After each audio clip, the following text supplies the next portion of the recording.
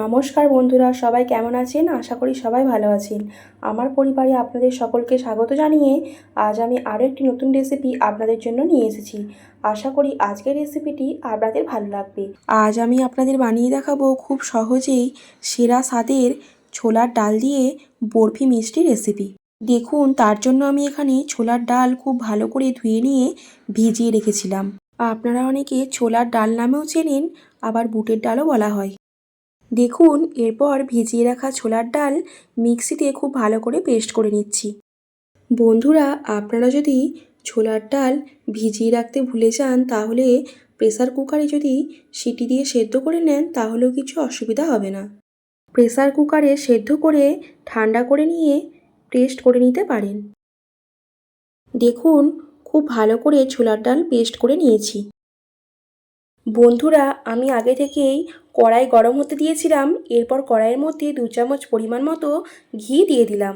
আপনারা ঘিয়ের বদলে সাদা তেলও ব্যবহার করতে পারেন। যেহেতু আমি এখানে মিষ্টি বানাচ্ছি তার জন্য ঘি দিলেই কিন্তু বেশি ভালো লাগবে খেতে। ঘি অল্প গরম হয়ে গেছে। এরপর আমি তেজপাতা, 2টো ছোটো এলাচ এবং দারচিনি দিলাম। অল্প ভাজা হয়ে যাওয়ার পর আমি এখানে পেস্ট করে রাখা ছোলার ডাল দিয়ে দিলাম। বন্ধুরা, পেস্ট করে রাখা ছোলার ডাল দিয়ে দেওয়ার পর আমি এখানে ঘিয়ের সাথে অল্প নেড়েচেড়ে নেব। অল্প সময় নেড়েচেড়ে নিয়ে 1 কাপ পরিমাণ মতো দুধ দিলাম। আমি এখানে গরুর দুধ ব্যবহার করেছি।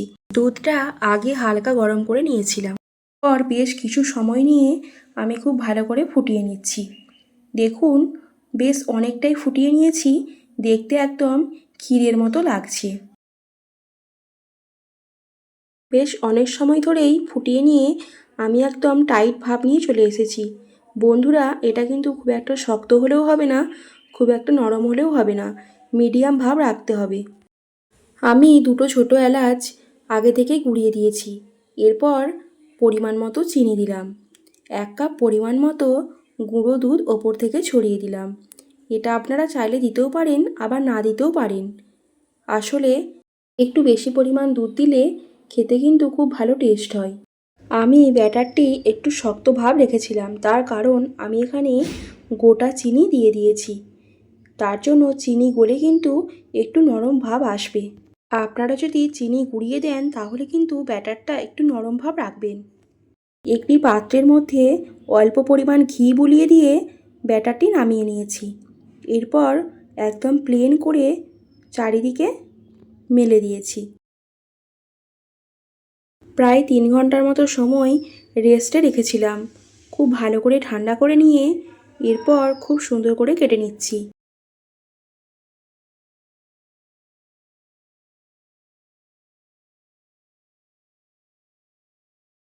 দেখুন, একদম ঠিক বরফির মতো শেপে কেটে নিচ্ছি। আপনারা অবশ্যই এরকমভাবে ছোলার ডাল দিয়ে এই বরফি মিষ্টি একবার বানিয়ে দেখবেন। আশা করি আপনাদেরও খুব ভালো লাগবে। খুব কম সময়ে কম উপকরণ দিয়ে খুব সহজেই বানিয়ে নেওয়া যায়। বাড়ির ছোট থেকে বড় সকলেই কিন্তু এই মিষ্টিটা সবাই পছন্দ করবে এবং খেতেও কিন্তু খুব সুস্বাদু হয়।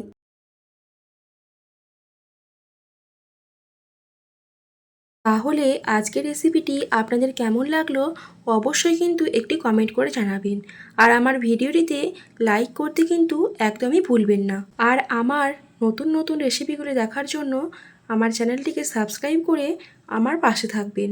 বন্ধুরা, আপনারা সকলে ভালো থাকবেন, সুস্থ থাকবেন। আবার দেখা হচ্ছে পরের দিন নতুন কোনো একটা রেসিপি নিয়ে।